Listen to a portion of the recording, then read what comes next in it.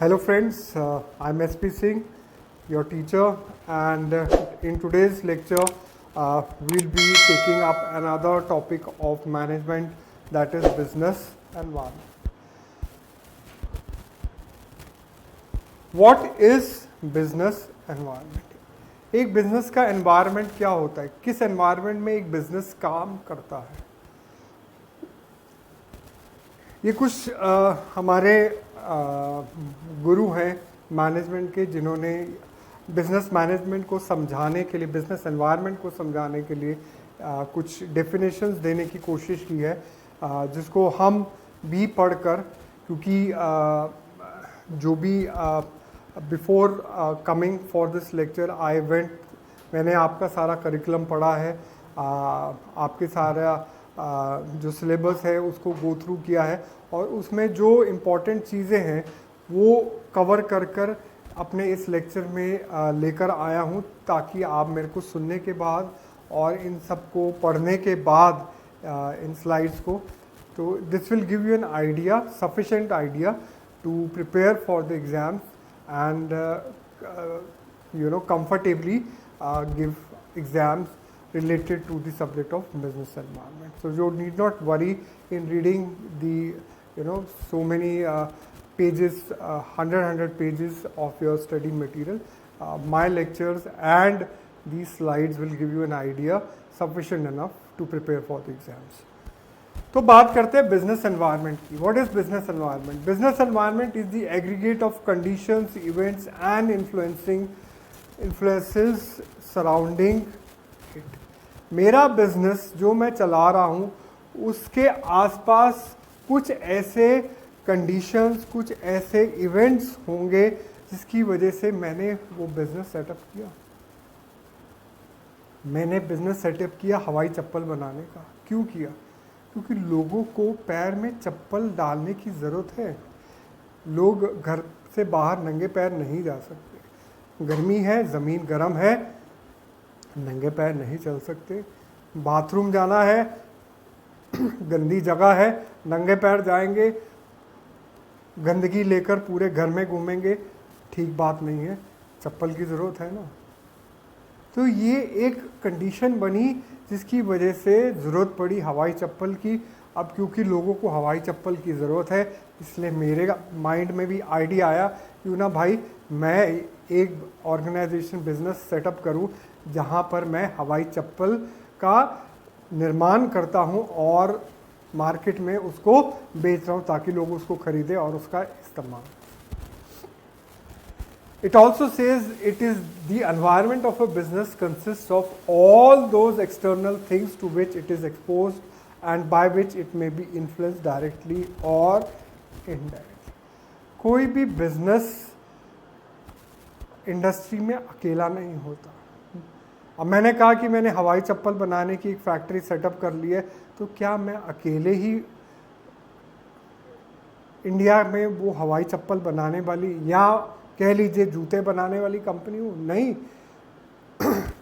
मैं अकेली कंपनी नहीं हूँ। मेरे सक्सेस को देखकर कितनी सारी और लोगों ने भी हवाई चप्पल या जूते बनाने की कंपनीज बना ली है ना, मैन्युफैक्चरिंग यूनिट सेटअप कर ली है, वो भी अपनी हवाई चप्पल मार्केट में बेच रहे हैं, वो भी अपने जूते बेच रहे हैं।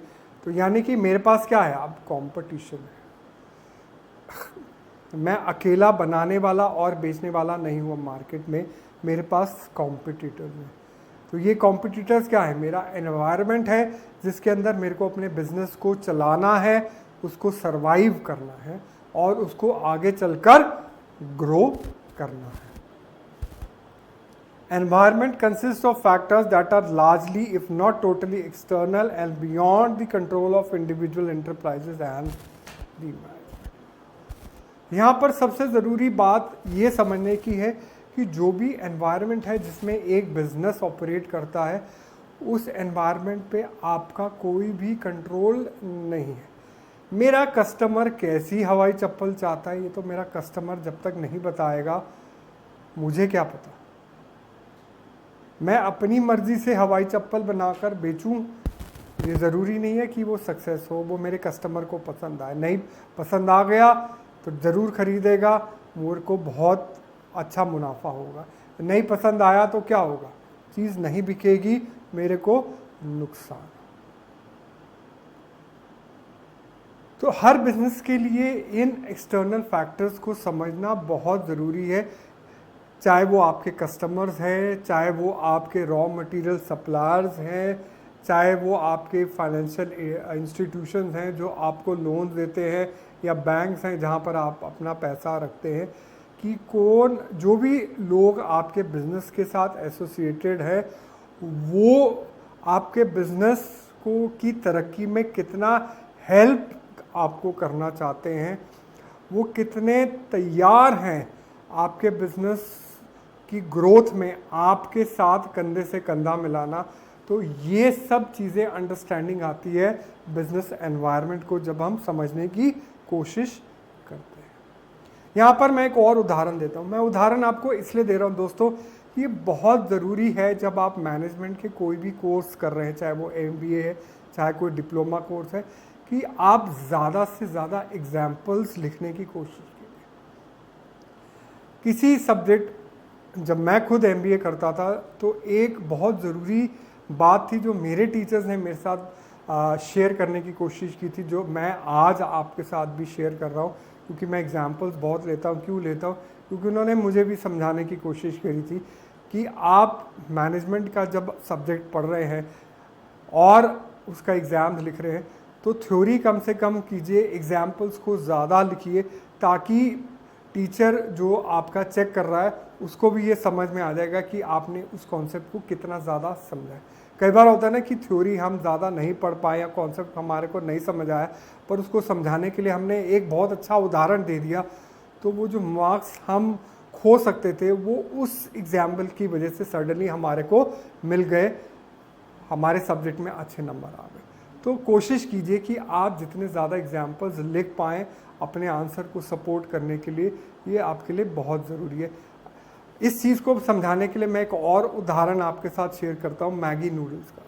2015 में आपने देखा होगा सडनली क्या हुआ था मार्केट में मैगी नूडल्स के साथ। कुछ इंस्पेक्टर्स गए यूपी प्रदेश के अंदर, सैंपल्स उठाए गए मैगी के, उनमें देखा गया कि भैया ये सैंपल्स के अंदर तो कुछ सॉल्ट डाला गया है जो हमारे मस्तिष्क के लिए, हमारे दिमाग के लिए, हमारी सेहत के लिए ज़रूरी नहीं है। इफ़ेक्ट क्या हुआ? गवर्नमेंट ने एक्शन ले लिया, कंपनी को बोल दिया कि भैया आप अपना प्रोडक्ट मार्केट में इंडिया के अंदर नहीं बेच सकते। मैगी बनाता कौन है? नेस्ले। नेस्ले एक मल्टीनेशनल कंपनी है जो इंडिया से बाहर से आई है इंडिया के अंदर मैगी को बेचने के लिए, नूडल्स। पर हमें क्या दिखा? कंपनी जो प्रोडक्ट बना रही है वो हमारे कस्टमर्स के लिए सही नहीं है, नुकसान दे रहा है। सडनली क्या हुआ? बैन कर दिया गया फूड सेफ्टी के नाम पर, प्रोडक्ट नहीं बिक रहा। अल्टीमेट रिजल्ट क्या हुआ? नेस्ले कंपनी को बहुत बड़ा नुकसान झेलना पड़ा।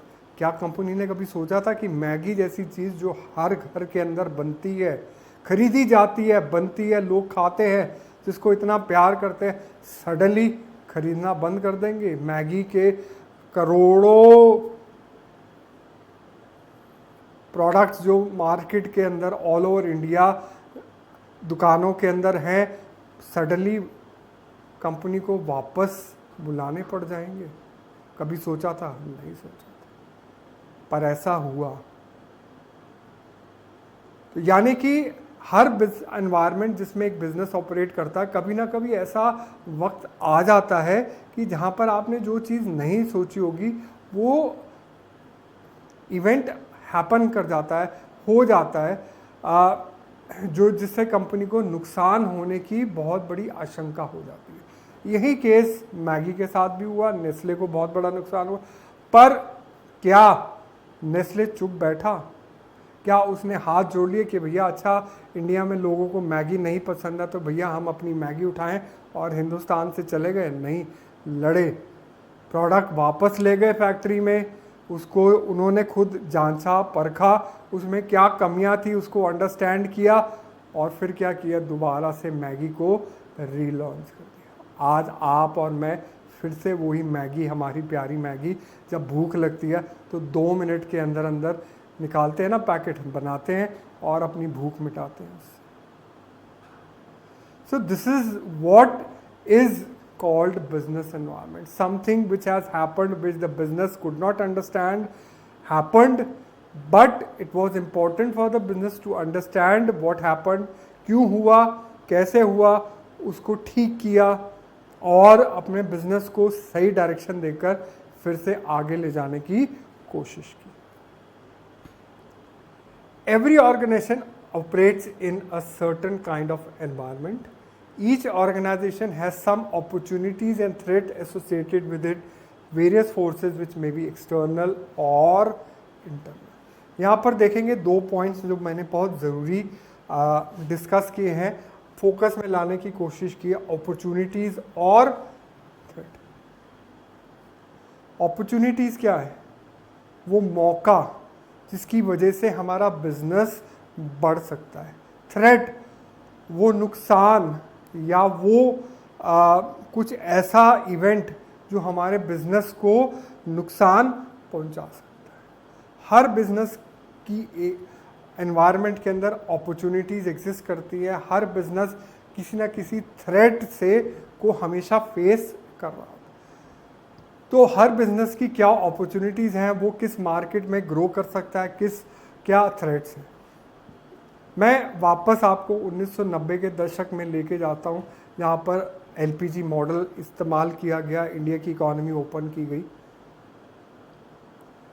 उससे पहले हम देखते थे टीवी इंडिया में जो बिकते थे बीपीएल, ओनिडा, टेक्सला, यही ब्रांड हम सुनते थे। सडनली क्या हुआ, हमारे गांव में लोगों ने सैमसंग टीवी खरीदना शुरू कर दिया। हमारे गांव में एलजी नाम का टीवी पहुंच गया। शहरों की बात तो छोड़ दीजिए, दूर की बात। हमारे गांव में सोनी नाम का टीवी पहुंच गया, जो कभी हमारे शहरों में हमने सुना नहीं था, हमने कभी देखा नहीं था। क्यों? क्योंकि इंडिया की मार्केट खुली, गवर्नमेंट ने बिजनेसेस, चाहे वो इंडिया है चाहे इंडिया के बाहर की कंपनियां, उनको अलाउ किया, आइए अपना माल हिंदुस्तान में बेचिए, पैसा कमाइए, लोगों तक चीज़ें पहुंचाइए। तो ये Korean company Samsung, LG, Sony, इनने देखा कि भैया इंडिया बहुत बड़ी मार्केट है, 100 करोड़ लोगों का देश है, और गांव में जहाँ पर एग्रीकल्चरल इनकम है, जिस पे टैक्स नहीं लगता, लोगों के पास फसल कटने के बाद खूब पैसा होता है, जिससे वो अच्छी चीज़ें खरीदना चाहते हैं, तो क्यों ना हम अपने सैमसंग, एलजी, सोनी के टीवीज़, रेफ्रिजरेटर्स, यहाँ तक कि एयर कंडीशनर्स को ले चलें। लोगों ने वेलकम किया, चीज़ें बिकी, आज भी बिक रही। तो ये क्या है? अपॉर्चुनिटीज़ है। पर ये अपॉर्चुनिटी कोरियन कंपनीज के इंडिया में आने से किसके लिए थ्रेट हुआ? वो इंडियन कंपनीज को थ्रेट हो गया ना। अब सैमसंग, एलजी, सोनी के आने से क्या हुआ? बीपीएल, ओनिडा, क्या आज हम सुनते हैं? क्या आज हम इनके प्रोडक्ट्स खरीदते हैं? नहीं, वो इनको फेस नहीं कर पाए ना। जो प्रोडक्ट्स ये कंपनीज इंडिया में लेकर आई, ये कंपनीज वैसे अच्छे प्रोडक्ट्स नहीं बना रहे थे, तो लोगों ने उनके प्रोडक्ट्स को खरीदना बंद कर दिया, जिसकी वजह से बीपीएल, ओनिडा या टेक्सला जैसी कंपनीज जो एक टाइम पर ये टीवीज़ बेचती थी, आज सैमसंग, एलजी या सोनी खरीदती है। तो एक बिजनेस के लिए हमारी इकॉनमी ओपन करना अपॉर्चुनिटी हो गया, दूसरे बिजनेस के लिए उन कंपनीज का इंडिया में आना थ्रेट हो गया। तो this is what is business environment. Business environment हम देखते हैं डायनेमिक है। डायनेमिक क्यों है? क्योंकि ये सारा टाइम बदलता रहता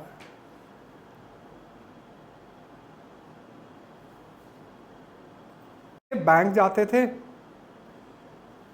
पासबुक में हाथ से एंट्री होती थी।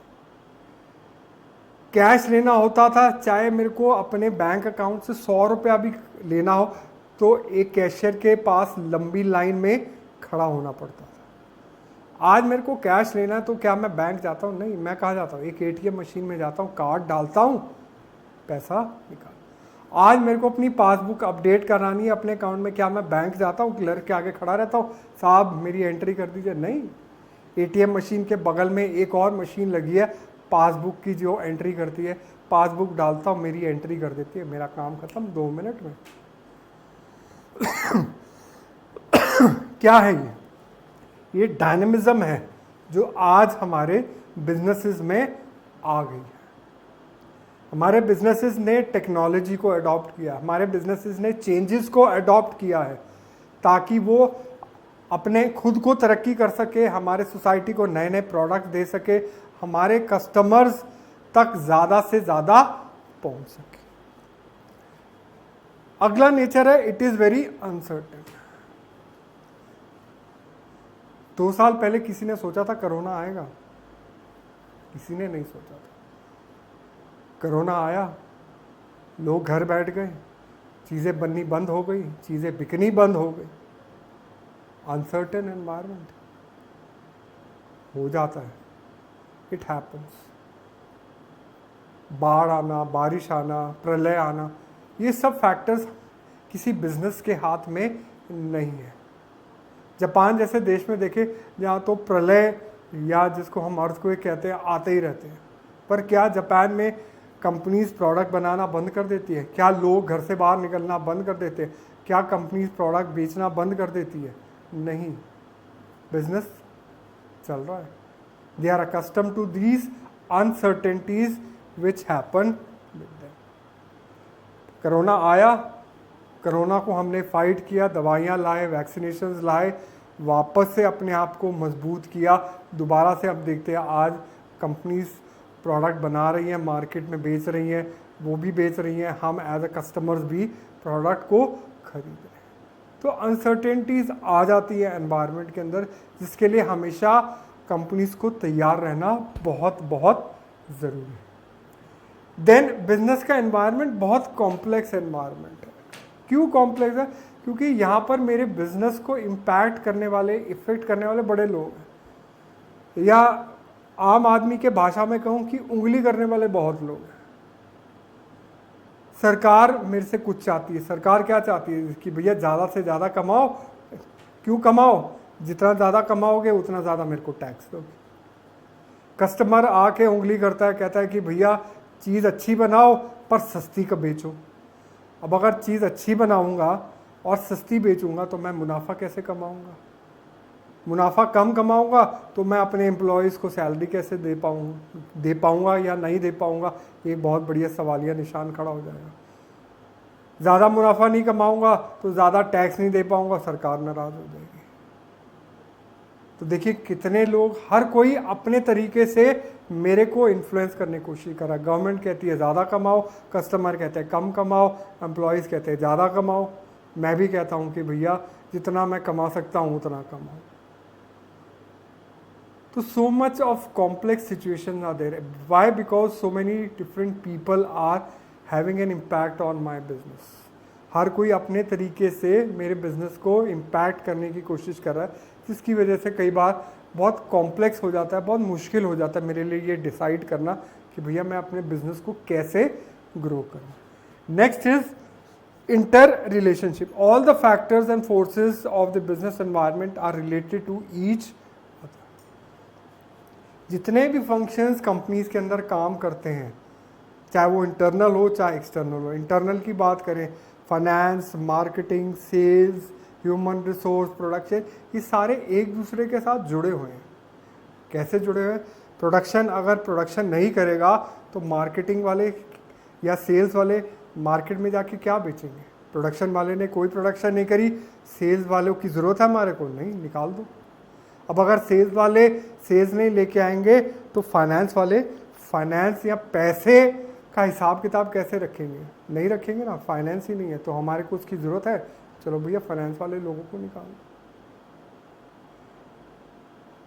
जब प्रोडक्शन वाले नहीं रहे, सेल्स वाले नहीं रहे, फाइनेंस वाले नहीं रहे, तो हमारे को टॉप मैनेजमेंट की ज़रूरत है, मैनेजर्स की ज़रूरत है, मिडल मैनेजर्स की ज़रूरत है। भैया इतने सारे मैनेजर क्या करने हैं जब कंपनी काम ही नहीं कर रही, कुछ बना ही नहीं रही, कुछ बेच ही नहीं रही, कुछ मुनाफा ही नहीं रहा, सबको निकाल दिया जाए। तो देखा हमने यहाँ पर कि हर फंक्शन एक ऑर्गेनाइजेशन का एक दूसरे के साथ जुड़ा हुआ है।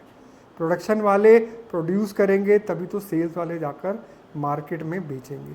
सेल्स वाले बेचेंगे तभी तो पैसा आएगा, जिसका हिसाब किताब फाइनेंस वाले रखेंगे। ये सारे अपने फंक्शंस अच्छे से कर पाएंगे तभी तो टॉप मैनेजमेंट जो है कंपनी को ग्रो करने के लिए आगे पॉलिसीज बना पाएंगे।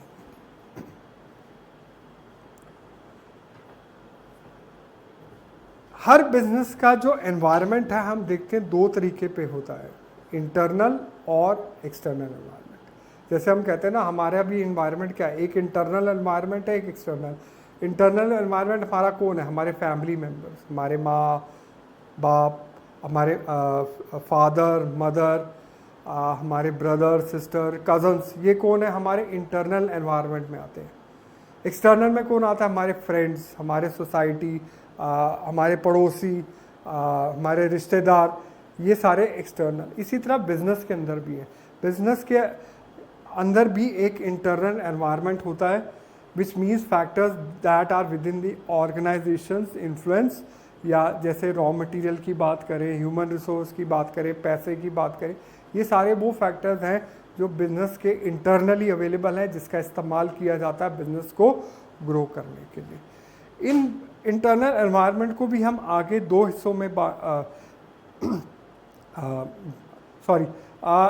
एक्सटर्नल की बात करते हैं, वो फैक्टर्स जो हमारे एनवायरनमेंट के एक्सटर्नल हैं। एक्सटर्नल मीन्स जो बाहर से आकर हमारे को इन्फ्लुएंस करते हैं, जैसे गवर्नमेंट है, लॉ है, कस्टमर्स हैं, सप्लायर्स हैं, ये लोग जो हमारे बिजनेस के बाहर हैं, पर कहीं ना कहीं हमारे बिजनेस की ग्रोथ में इनका कोई ना कोई हिस्सा ज़रूर है, कोई ना कोई हस्तक्षेप ज़रूर है, कोई ना कोई इन्फ्लुएंस ज़रूर है। इस एक्सटर्नल एनवायरनमेंट को हम दो हिस्सों में बांटते हैं, माइक्रो और मैक्रो।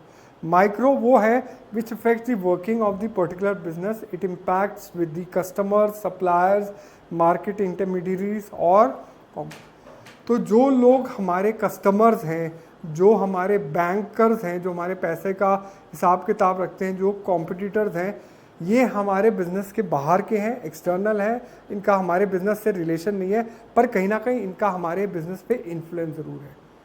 तो इन सब को हम रिलेट करते हैं माइक्रो एनवायरनमेंट के साथ। मैक्रो के साथ कौन है, मैक्रो के साथ आता है गवर्नमेंट हमारा, वो पॉलिटिकल इंस्टीट्यूशंस जो लॉज बनाती है हमारे बिजनेस को रन करने के लिए, इनको हम क्वालिफाई करते हैं या इनको हम पॉइंट आउट करते हैं मैक्रो एनवायरनमेंट के अंदर। All the factors which are governed by the business come under controllable factors. अब जो तो इंटरनल फैक्टर्स हमारे, वो तो हमारे हाथ में ना, हमने अपना बिजनेस का पैसा कितना लगाना है उसको ग्रो करने के लिए, ये हमारी मर्जी है ना, ये हमारे हाथ में है। मैंने कितने लोगों को एम्प्लॉय करना है अपनी ऑर्गेनाइजेशन में, कोई गवर्नमेंट नहीं आकर बताएगी, कोई सोसाइटी नहीं आकर बताएगी, ये मैं एज अ बिजनेस डिसाइड करूँगा, ये मेरे हाथ में कंट्रोल है इसका। पर मेरे कस्टमर्स कितने होंगे, मेरे कस्टमर्स क्या खरीदेंगे, मेरे सप्लायर्स क्या बेचेंगे, गवर्नमेंट क्या पॉलिसीज बनाएगी, ये सारे फैक्टर्स एक्सटर्नल है जो मेरे हाथ में नहीं है। These are all uncontrollable factors. तो पहले बात करते हैं हम कंट्रोलेबल फैक्टर्स, अनकंट्रोलेबल फैक्टर्स की। Factors which are external and beyond the control of the business, namely global, technology, legal and natural factors. Business को सबसे ज़्यादा नुकसान किससे होता है, कंट्रोलेबल फैक्टर से नहीं, अनकंट्रोलेबल फैक्टर। कंट्रोल तो हमारे हाथ में है ना, मैं गाड़ी चला रहा हूँ, वो स्टीयरिंग व्हील वो क्या है, वो कंट्रोलेबल फैक्टर है जो मेरे हाथ में है। वो एक्सेलरेटर जो गाड़ी के नीचे है या ब्रेक, वो क्या है, वो कंट्रोलेबल फैक्टर है जो मेरे हाथ में। गाड़ी की स्पीड कितना रखना, वक्त पे आकर ब्रेक लगाना, स्टीयरिंग व्हील को सीधा रखना, टेढ़ा मोड़ना, ये सारे कंट्रोलेबल फैक्टर्स हैं जो मेरे को सड़क पर गाड़ी ध्यान से चलाने में हेल्प करे। बट सडनली ट्रक का मेरे सामने आ जाना, सडनली गाय का मेरे सामने आ जाना, सडनली किसी बच्चे का कूद कर मेरी गाड़ी के सामने आना, ये अनकंट्रोलेबल फैक्टर है। अब मैं गाड़ी सड़क पे चला रहा हूँ तो सामने वाली गाड़ी को मैं ये थोड़ी ना कहूँगा कि भैया साइड पे हट के चलो, मेरे आगे मत चलाओ, मेरे को सड़क खाली दो।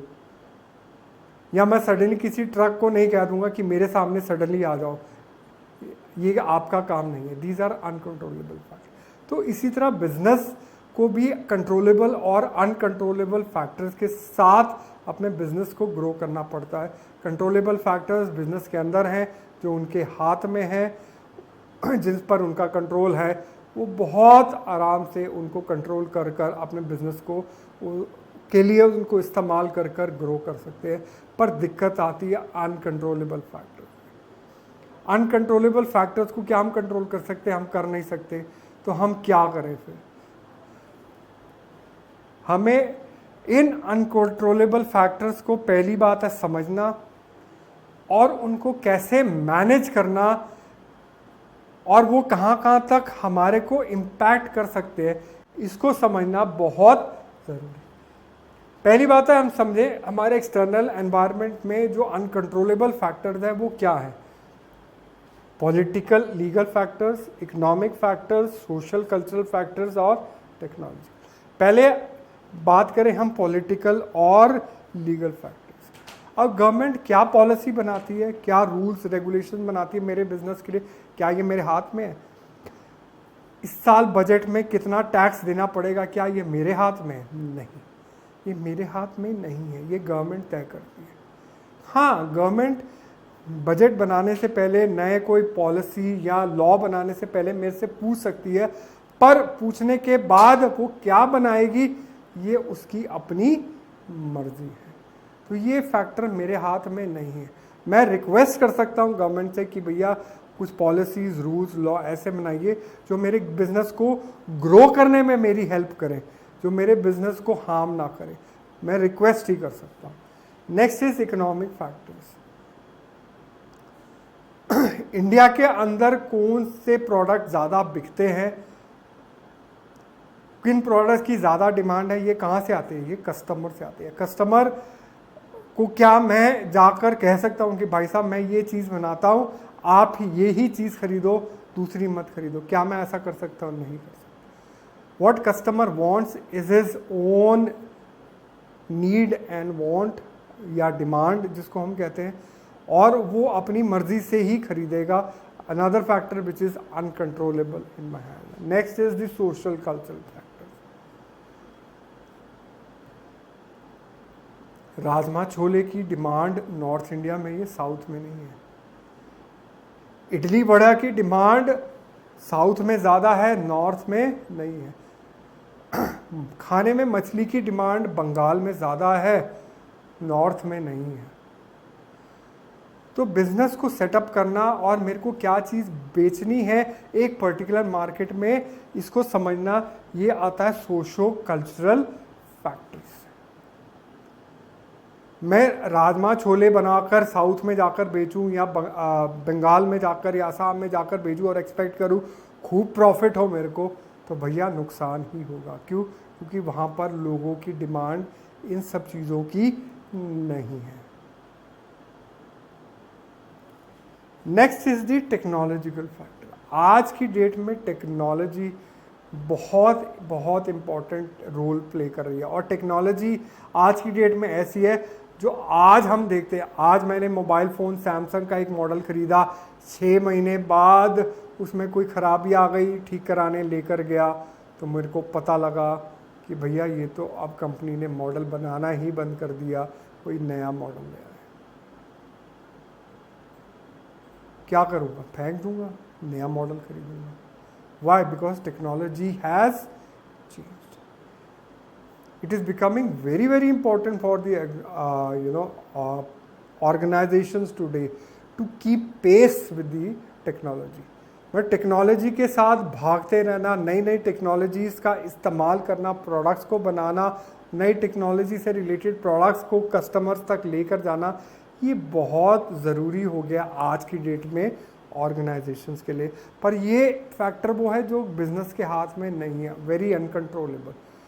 तो कम बिजनेस के लिए ये बहुत ज़रूरी है कि समझना इनको समझना, अंडरस्टैंड करना और सही वक्त पर सही टेक्नोलॉजी का इस्तेमाल करना ताकि वो अपने बिजनेस को ग्रो कर सके, ये बहुत बहुत ज़रूरी है। इसके अलावा हमारे सप्लायर्स, डिस्ट्रीब्यूटर्स, कस्टमर्स, कॉम्पिटिटर्स, ये सारे एक्सटर्नल एनवायरनमेंट है जो हमारे हाथ में नहीं है, जो किसी बिजनेस के हाथ में नहीं है। ये सब अनकंट्रोलेबल फैक्टर्स हैं। इट इज़ वेरी इंपॉर्टेंट, बहुत ज़रूरी है बिजनेस को इनको समझना, इनकी ज़रूरत को समझना और इनके हिसाब से काम करना, इनको साथ लेकर चलना।